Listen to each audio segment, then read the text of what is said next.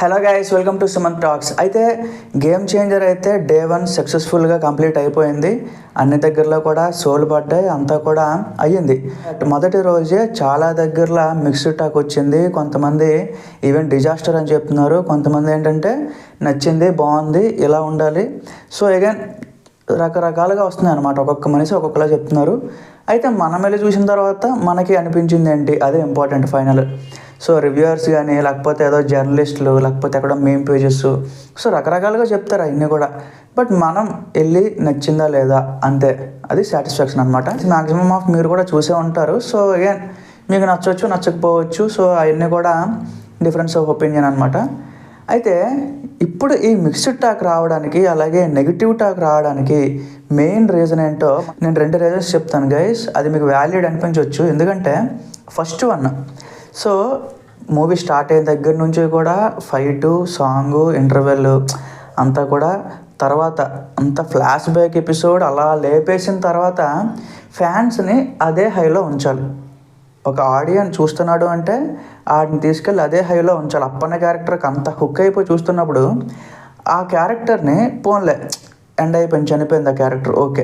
ఆ తర్వాత ఏం చెయ్యాలి, అట్లీస్ట్ ముందుగైనా తీసుకెళ్ళి ఇంకా అదే హై మెయింటైన్ చేస్తున్నట్టు ఆ రివెంజ్, ఇప్పుడు కొడుకు రామ్నందన్ ఆ రివెంజ్ ఎట్లా తీసుకున్నాడు, ఏ వేలో తీసుకున్నాడు, సో అనేది ఇంపార్టెంట్ అనమాట.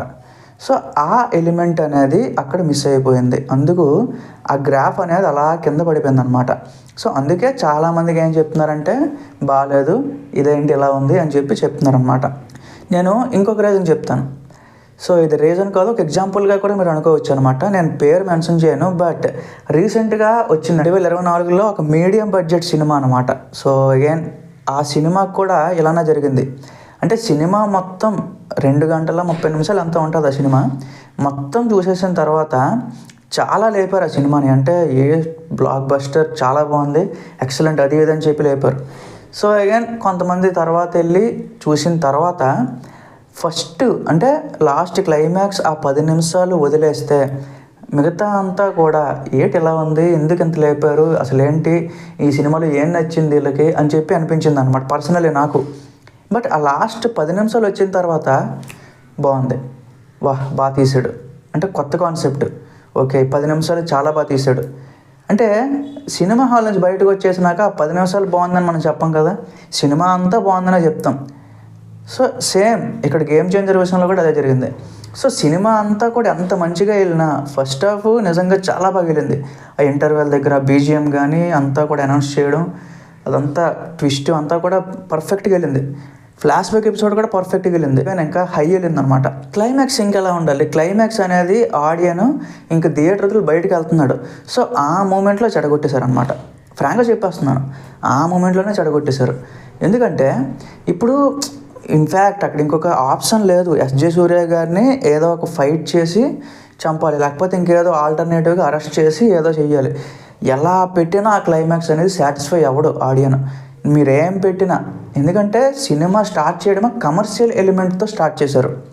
సో ఎండ్ చేయడం కూడా అదే కమర్షియల్ ఎలిమెంట్తో ఎండ్ చేయాలి. సో ఇన్ఫ్యాక్ట్ అక్కడ శంకర్ గారికి కూడా ఇంకొక ఆప్షన్ లేకపోయిందనమాట. సో అందుకే అది ఎండ్ చేసేసిన తర్వాత చరణ్ గారితో ఒక స్పీచ్లా ప్లాన్ చేశారు.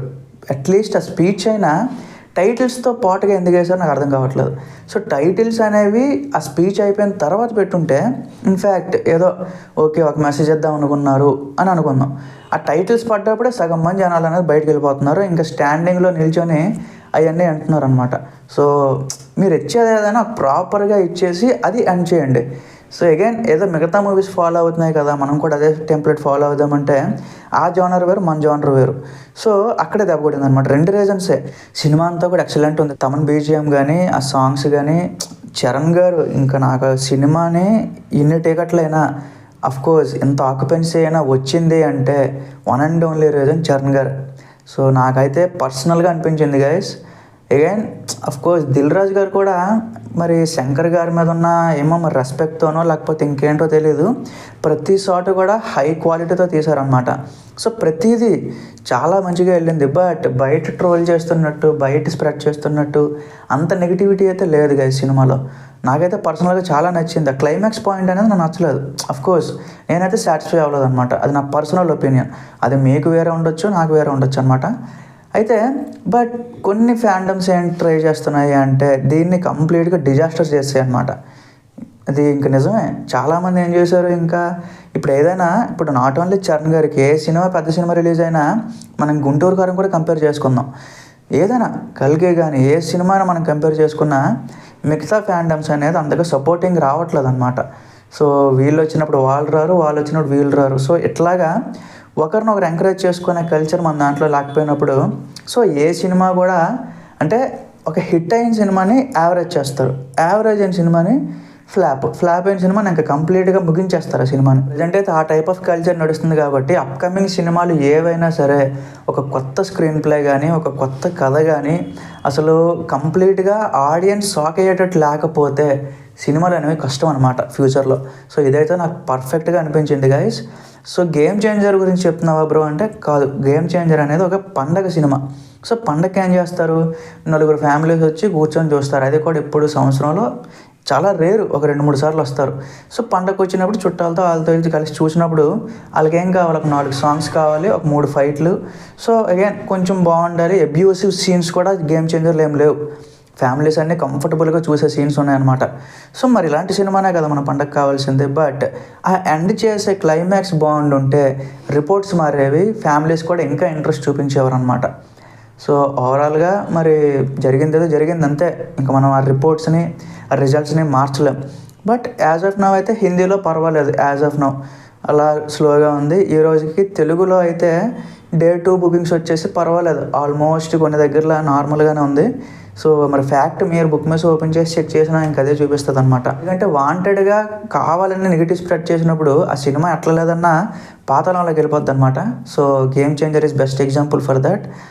సో పర్సనల్గా నాకైతే అదే అనిపించింది గైస్. మీకేమనిపించిందో ఒకసారి కింద కామెంట్ చేయండి. డాక్ మహారాజ్ సినిమా అలాగే సంక్రాంతికి వస్తున్నాం సినిమా కోసం కూడా మనం మాట్లాడదాం అప్కమింగ్ వీడియోలో. Thank you.